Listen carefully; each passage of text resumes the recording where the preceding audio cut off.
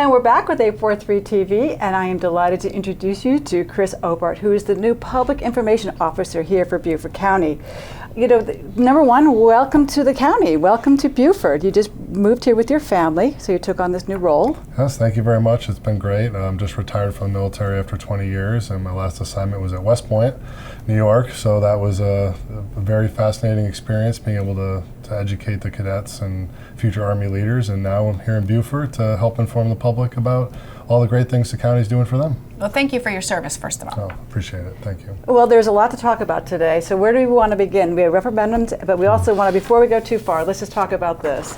This is very important for us in our community. And Chris, you want to tell us a little bit about this? So this was one of two topics that I heard about before I even moved here. The decals and the Defusky Ferry. So those were the two issues I knew coming in that I was going to have to inform the public the most about. And so on November 1st, we are going to implement the decal. You can see an example right here. It has been in use since March, but we've normally said, hey, you really need to go on the county website, BeaufortCountySC.gov, and make sure that you register for the decal. If you have any issues, the recycling department helps and make sure that you got it. We went through the heirs properties. We went through some people that may not have had the right paperwork or it was in their dad's name, and we made sure every household is able to get a decal. So basically, you cannot go to the trash facility unless you've got your decal. And it's been working well. We live in Bluffton. We've been using it for a while. They just check your phone or just move right along. So. That's right. You can use your phone, a digital copy, or stick it to your car. Or some people have laminated it so they can hand it off if they have multiple cars. It so far has saved the county $400,000 from illegal dumping by contractors and people from not this county.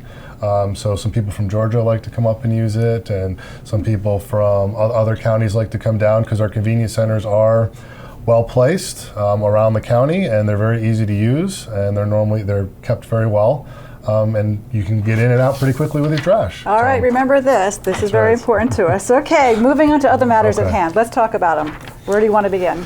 So I think the first one is the voters have two choices, or two referendums, excuse me, on November 2nd, to include also some local government. Town of Bluffton has some council members up, and I think the city of Beaufort and some other places do as well. So even though it is not a congressional or presidential election year, please go out and vote. Yes, that's right. Okay, it is important every year, and some of these votes are more important than even the presidential year, I'll say. And we found that to be so true in the last year and a half with school boards and county council and your local government does more for you on a daily basis than anybody in Washington does. They will make sure that your trash is picked up, that the potholes are picked up, that the recycling, that the trash along the side of the road. Those are the people impacting your life on a daily basis. So we've had two referendums. The first one I'd like to talk about is the change of government. So South Carolina allows 4 types of government, and this county council has voted to ask for the residents to consider one of two choices, and one is the current that we have where we elect the treasurer and the auditor. So that's what we currently have. And then they would like you to consider where maybe the treasurer and the auditor are then appointed and voted on by the council. So it'd be more of an interview process. The council would then say, okay, we like these candidates, and then they would work directly for what would become the county manager, which county executive right now is Eric Greenway. And each one has its benefits and its drawbacks. Each one has things that can be beneficial to the public and to the government. So that's why we really want you to do your research. It's on the webpage. You can go through. Say to that, do your research and make sure which way you feel more comfortable. More comfortable. That's absolutely and vote. Right. And then one thing I do want to go is this is our voice. This is where everybody has an opportunity to vote, and this is where we get to have a voice in our world, our democracy. So continue to do that. Both of these choices are South Carolina law. So South Carolina law allows 4 different forms of government. The council's asked you to choose between these two, and we'll see how November 2nd turns out. All right, so that's that one. Let's talk about the other one. This one's more important because it also affects your money, I'll say. Okay. The sales tax referendum, and this is, by the way, this is not a new thing. We've been doing this for many years now. So South Carolina gives the counties the ability to add up to 1% of sales tax. The current sales tax rate in Beaufort County is 7%. However, the transportation 1% lost sales tax is going to sunset because it's been in effect for 4 years, and we have the funding to do the projects that were listed in that referendum in 2018. So if our sales tax as of right now will drop back to 6% starting early next year.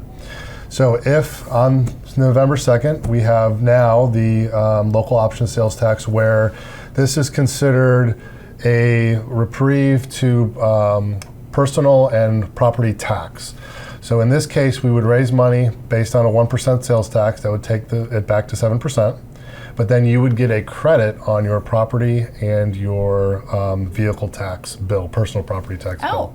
Credit sounds good to most of us, right? Credit sounds good to most of us. So there are, again, pros and cons to anything. Sales tax increase or yeah, that's really interesting. But if you think about it, it's really for people who are visiting. They will get the extra 1%. Helps us in many ways. And as being a resident, we then are given the gift back. You are. And by state law, 71% of the revenue has to go back in tax credits. The last 29% is by the different municipalities and the county on how much they want to give back.